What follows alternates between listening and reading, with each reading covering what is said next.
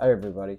So this is it. Final day of Axpona is in the bag and it's done. And I get to sleep now. I'm very excited about that. That is something that I've been missing the last couple of days and I can't wait to go to bed.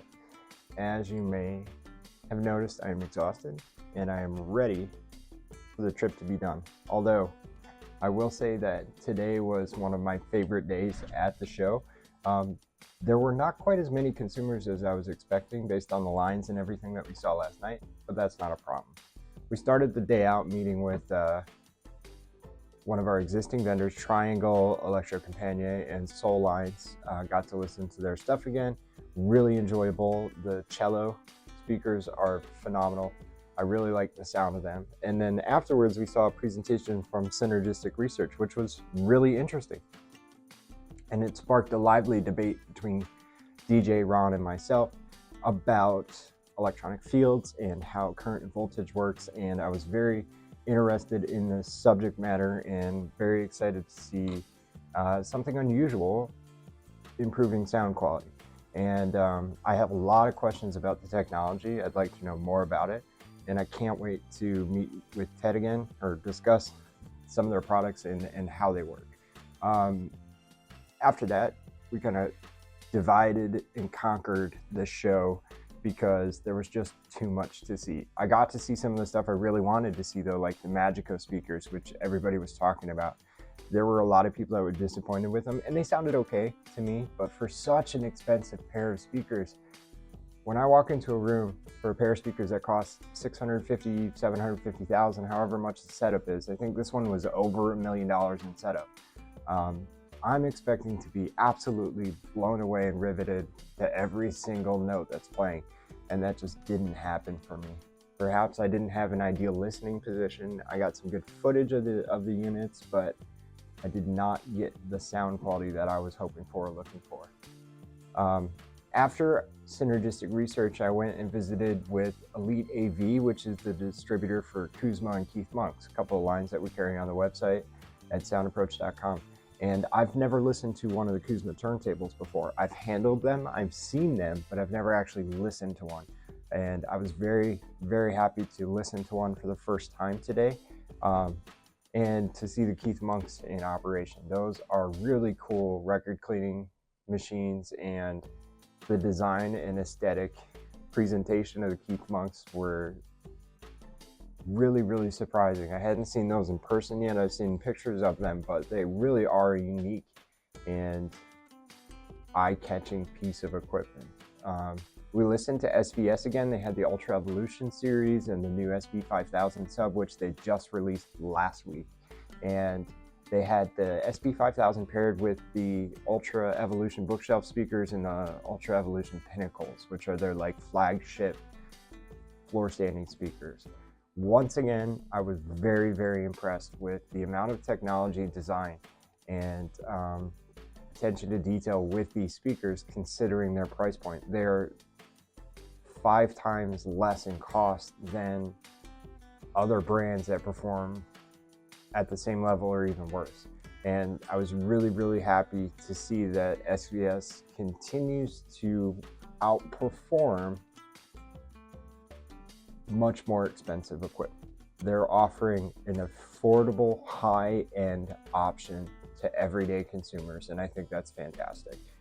Their time alignment, the way that the speakers are designed, the cone and the woofer, or the cone of the woofers and the tweeter are aligned to make sure that the sound pressure is hitting from all 8 of the speakers at the same time, or 6 of the front speakers. I guess there's 2 speakers in the back.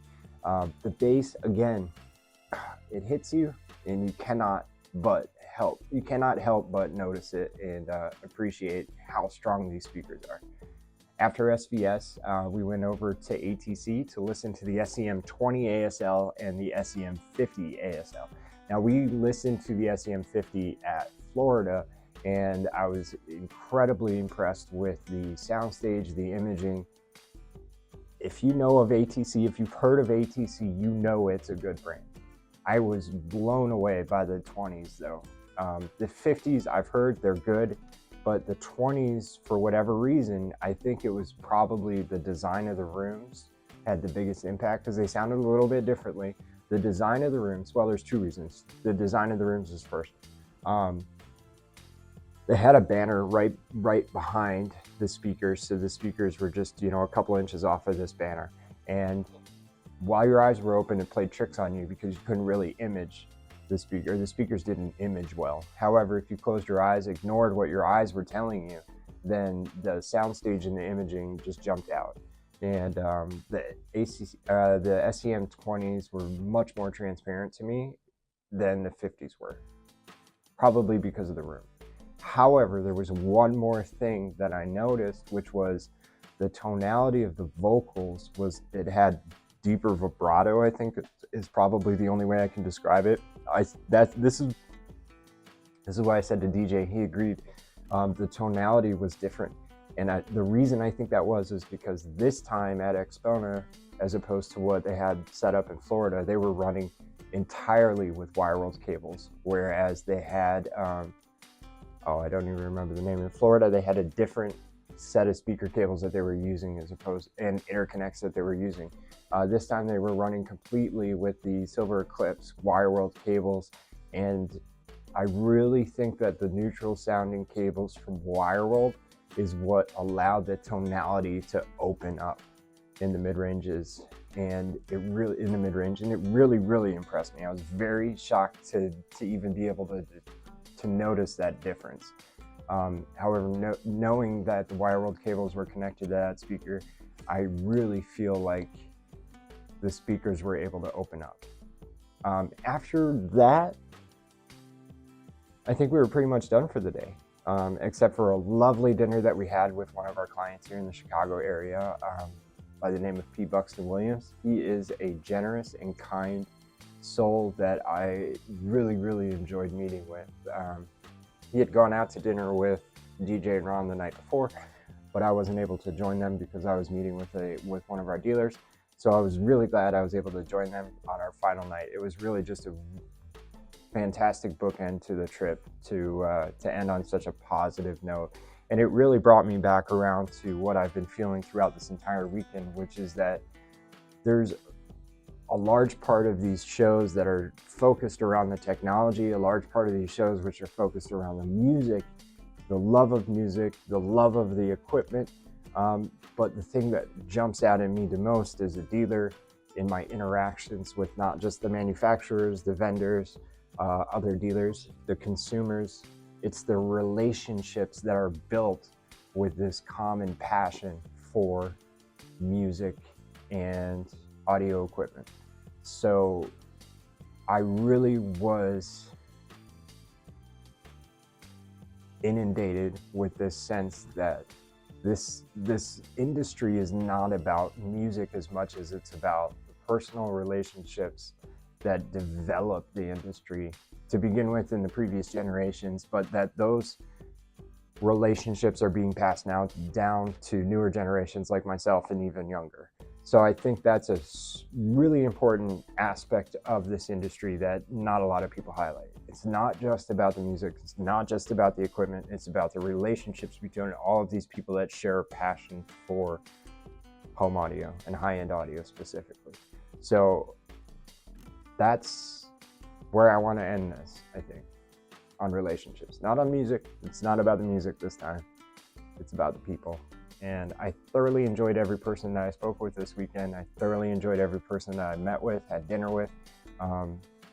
It was a fantastic experience and I highly recommend it. If you're gonna go to a future audio show, wear comfortable shoes, get lots of sleep before you go, and make sure you got the coffee. Make sure you have a ready, steady access to coffee because it's nonstop.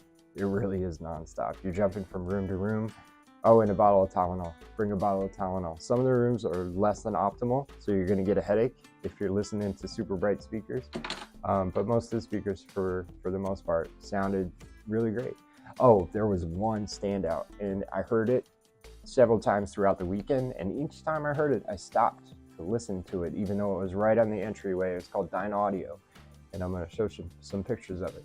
I actually stopped at this station probably 10 times throughout the weekend to just listen. I really like the sound.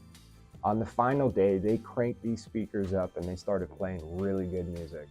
And I swear, I think these were like $20,000 speakers, 20 to 30,000. They might have been less, 16. They were 16,000. So for a speaker that's in the $15,000 to $20,000 range, I think it really was a standout performer. I was blown away. All I wanted to do was stand there and listen at the end of the day. So I've been listening for 3 days to different speakers, and I sat there for 15 minutes and just listened to these speakers, enjoyed them, commented on them to the people who were standing next to me and said, wow, I wish they had been playing music like this all weekend. I wish they had been playing them this loud all weekend. I had no idea that these tiny little floor standing tower speakers could pump out as much as they did. The Dan D'Agostino amplifier probably had a lot to do with that. It was amazing. I'm not going to talk about soundstage. I'm not going to talk about imaging. I'm going to talk about my experience with it. My impression of it was that it was the best one of the show. They were my favorite by far because of the impact that they had on me, because of the emotional response I had to them. I was, tapping my foot, shaking my head, wanting to get up and dance and enjoy my final minutes of Axpona. So it was just this combination of a lot of factors, but really, wow, they really did sound good. And I think anybody who's leaving the show on Sunday knows exactly what I'm talking about. Around 3, 4 o'clock, they started playing them properly, and they were good. They were good. That's the standout performer for me at Axpona in 2025. The Dyne Audios that were hooked up to the Dan D'Agostino integrated amp and streamer, I think. I didn't really check out the specs on the amplifier. It was set with it had this weird guitar turntable thing. It was a strange system. I don't think the turntable was playing at all, but it looked nice. I'll put some video in. So anyways, that's it for Axpona 2025. It was a great weekend, a very successful weekend. You've got a lot of new products that are going to be coming to soundapproach.com in the coming weeks. And I hope that you have enjoyed this video. I know it's probably a longer one because I'm covering the whole weekend, but it was a fun time, enjoyable time. I highly recommend it to any consumer out there to get your listening in. So we'll see you next year at Axpona 2026. Take care.